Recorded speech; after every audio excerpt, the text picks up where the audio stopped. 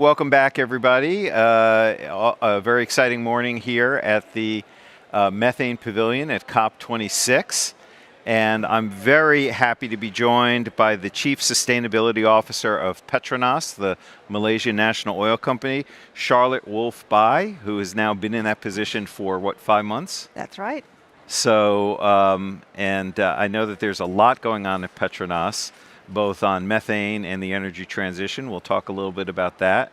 But let's first talk about methane, because of course we're here in the pavilion.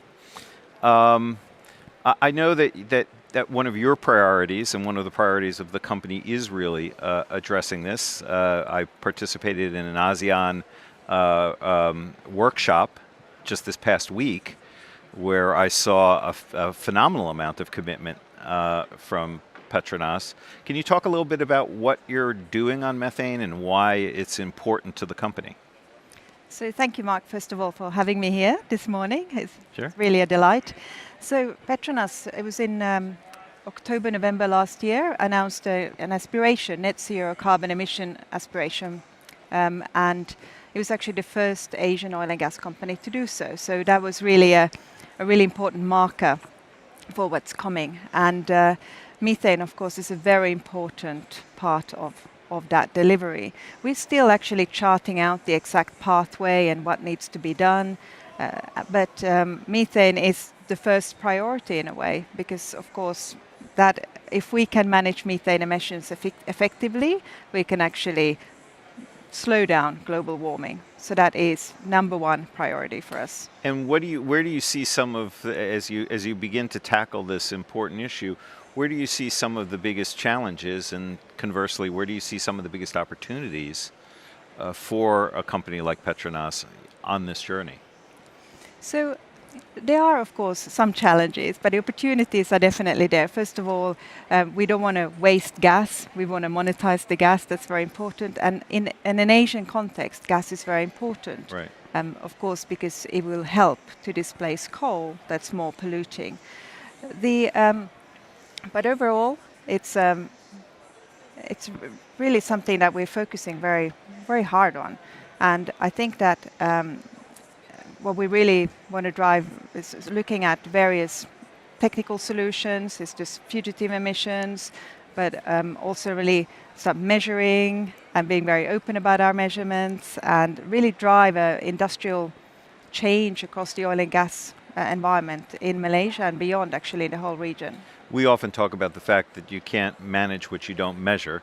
So I imagine that a strategy to address methane emissions begins with getting better data and doing reporting. I know that Petronas has joined the Oil and Gas Methane Partnership Program, which is run under the auspices of the United Nations Environment Program.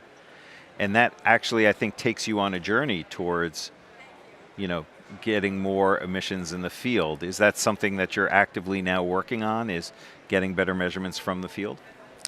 We are. And I think the methane guiding principles has been a very important alliance or group to join, because we need everybody to work together in the industry and really help with the technology and various processes and protocols to help identify the emissions and managing the emissions. And this is really about a change also in our industrial processes. So these types of alliances and groups are absolutely essential, because we need to address this very quickly as a community, and also for globally. So joining these forces are really important. So the workshop that happened last week, which you were part of, and a number of other Southeast Asian oil and gas companies, you expect that kind of collaboration to grow and continue? Absolutely. So it's something that Petronas was very keen to organize, and it was only a start. So we invited all the national oil companies in the ASEAN region to join. And we thought, let's start really at the beginning. So we started out with what is methane emissions, really going down to the real basics, but also all the way to where can we find more guidance, how can we work better together to drive down these emissions. But as you mentioned, alluded to, we really want to create a momentum around methane emission management in the region. So this was only a start, and we will move forward with more gusto around this, and we're still to plan a little bit how we're going to do that. But really, really exciting to see so much momentum and engagement from the national oil companies in the region. So when everyone thinks about Asia and they think about natural gas, immediately LNG comes to mind, right? So much of the gas in the region moves by ship from point to point. How important is the methane issue in the context of the LNG trade? We saw about a year ago, actually, the French company Engie cancel a contract with a supplier out of the Permian Basin because of their concern over, methane emissions associated with emissions out of the Permian. How important is it to get a handle on these emissions for just the sheer purpose of having commercial access to markets? So I think it's a very positive development or trend that we're seeing, that customers actually want to have carbon neutral cargoes and really keen to have good emissions performance of the product that they're buying. And of course here it's the whole sort of cradle to delivery that we need to be concerned of. So upstream emissions, really important to manage those effectively, but also of course transport and docking and all that, really important. But I would also say that it's also a healthy development because it will drive more investment into green offsets, which is also an important market to nurture, develop, and improve the quality of those offsets. So that's something we take quite a lot of pride in Petronas, actually, to also support that market. And of course, methane is incredibly important. It drives a quarter of the warming we're experiencing right now. We don't solve the climate crisis just by focusing on methane. We also have to deal with CO2. How is the company thinking about the overall challenge of energy transition and getting to net zero? Where are you on that journey?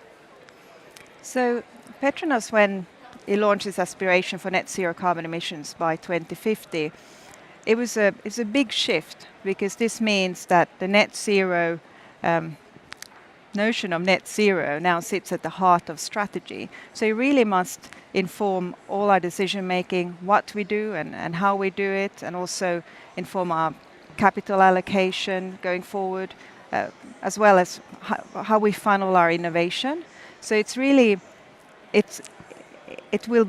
have a transformative effect actually on a company like Petronas. But equally so, it's very important that we don't do it in isolation, not from our value chain. We have thousands of companies relying on us actually. Very important to bring those along, and also to benefit Malaysian society and other societies where we operate. And here we absolutely acutely aware that this transition that will bring enormous investments globally into new energy systems must be sort of create green growth, greater equity, better opportunities for more people globally. And I imagine that the transition is not just about business challenges and opportunities, but countries like Malaysia actually experience some of the worst consequences of climate change. So I imagine at the end of the day, delivering on decarbonization, delivering on reducing methane emissions is very much about being a good steward for the people of Malaysia. Well, indeed, every community in the world will sense that the climate system is changing, and this also includes Malaysia. And I think in the developing countries, they're more vulnerable to any changes in the climate system. So all countries are aware that we all have to reduce emissions, but maybe at different timescales. It really kind of depends on your development as a country. Malaysia has actually taken some really important steps recently and announced a carbon neutral ambition as early as 2050. Also mentioned that they're looking at developing a voluntary carbon market scheme and emission trading system and so on. So there's some really, really healthy developments in Malaysia and Malaysian society that we will be supporting. Right. Well, that's terrific. And maybe my last question, there's so much new technology coming into this space. both to abate emissions but also to measure emissions. How do you see that new technology, whether it's satellites or aircraft or drones, helping you on your methane journey?